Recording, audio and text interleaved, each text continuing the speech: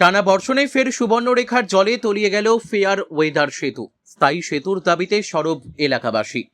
কয়েকদিনের টানা বর্ষণের জেরে সুবর্ণরেখা নদীর জলস্তর বৃদ্ধি পাওয়ায় ফের জলের তলায় চলে গেল গোপীবল্লভপুর ১ নম্বর ও ২ নম্বর ব্লকের মধ্যে সংযোগকারী অত্যন্ত গুরুত্বপূর্ণ ফেয়ার ওয়েদার সেতু।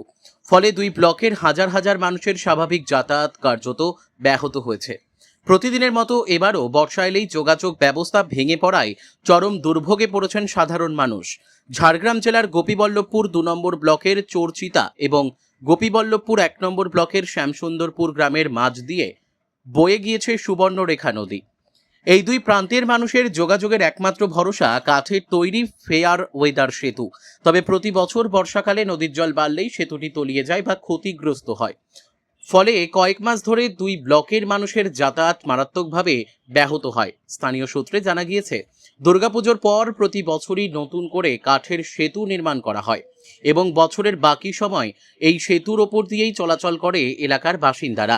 কিন্তু বর্ষার সময় নদীর জলস্তর বাড়লেই সেতুটি অচল হয়ে পড়ে। ফলে গোপীবল্লভপুর ২ নম্বর ব্লকের চোরচিতার নোটা, গুরমা সহ একাধিক গ্রামের বাসিন্দাদের দীর্ঘ পথ ঘুরে যাতায়াত করতে হয়।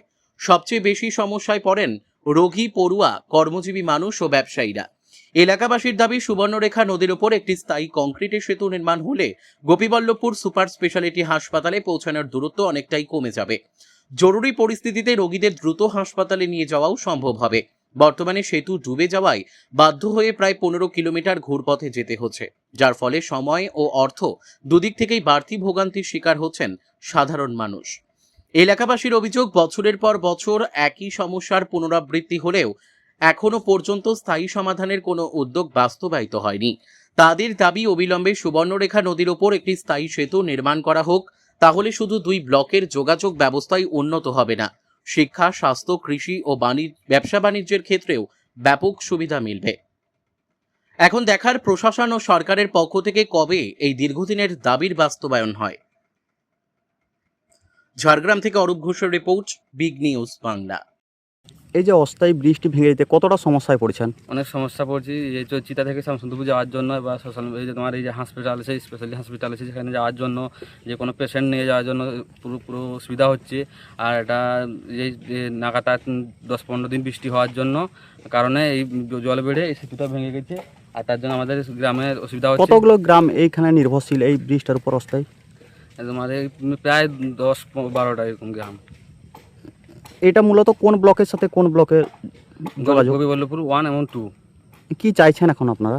এই ব্রিজটা যেন সরকারি তরফ থেকে একটা সেতু নির্মাণ হয়, তার জন্য আমরা চাইছি যেন ভালো হয়, যোগাযোগ যাতায়াতের ভালো সুবিধা হবে সেই জন্য।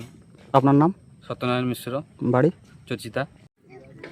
কতটা সমস্যায় পড়ছেন এই অস্থায়ী ব্রিজ ভেঙে পড়তে? অস্থায়ী ব্রিজের সমস্যায় পড়ছি দীর্ঘদিন বৃষ্টির কারণে। এই চচিতা থেকে শ্যামসুন্দরপুর যাওয়ার যে রাস্তাটা বিচ্ছিন্ন হয়ে গেছে।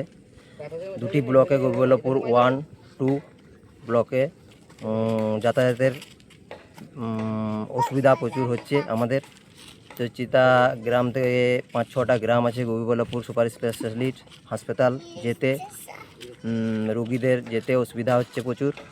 ঘুরপথে কত কিলোমিটার দূর হয়? ঘুরপথে ১৫ কিলোমিটার, ১৪-১৫ কিলোমিটার ঘুরপথে রানটুয়া থেকে গোপী পর্যন্ত যেতে 15 কিলোমিটার যেতে হচ্ছে। আর এইটাই হলে আমাদের সুবিধা হয়।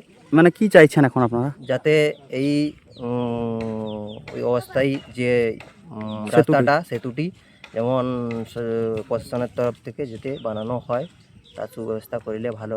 মানে সরকারি কোনো ব্রিজ চাইছেন? হ্যাঁ, সরকারি ব্রিজ যদি হয় সরকারের তরফ থেকে তাহলে ভালো হতো, আমরা অনেক উপকৃত হতাম। আপনার নাম?